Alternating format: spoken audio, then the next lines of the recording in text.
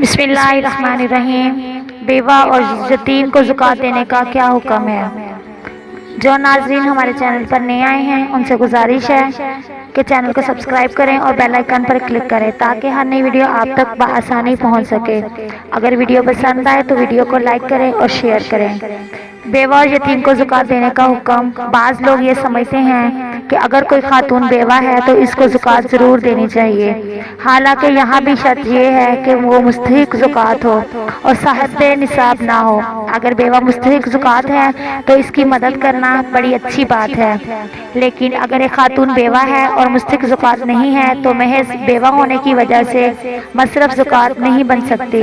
اسی طرح یتیم کو زکوٰۃ دینا اور اس کی مدد کرنا بہت اچھی بات ہے، لیکن یہ دیکھ کر زکوٰۃ دینی چاہیے کہ وہ مستحق زکوٰۃ ہو۔ لیکن اگر کوئی یتیم ہے مگر وہ مستحق زکوٰۃ نہیں ہے بلکہ صاحب نصاب ہے تو یتیم ہونے کے باوجود اس کو زکوٰۃ نہیں دی جا سکتی۔ زکوٰۃ کی ادائیگی کے آداب۔ ادائیگی میں جس قدر جلدی ہو سکے کی جائے۔ آپ جہاں علانیہ ادا کرنے سے لوگوں کو ترغیب ہوتی ہو وہاں علانیہ دیں، اور جہاں ریاکاری کا شائبہ ہو وہاں پوشیدہ طور پر ادا کریں۔ اپنے دیے ہوئے عطیے کو گھٹیا اور کم سمجھیں۔ اگر بڑا سمجھے گا تو تکبر میں مبتلا ہوگا جو کہ ایمان کے منافی ہیں۔ اپنے مال سے عمدہ اور پسندیدہ مال کو خرچ کریں، اس قدر گھٹیا مال نہ خرچ کریں کہ اگر اس طرح کی چیز کوئی اس کو دوسرا دے تو اسے لینے میں تردد ہو۔ احسان جتلا کر اور فقیر کی تحقیر کے لیے ثواب کو ضائع نہ کریں۔ اللہ تعالیٰ کا ارشاد ہے،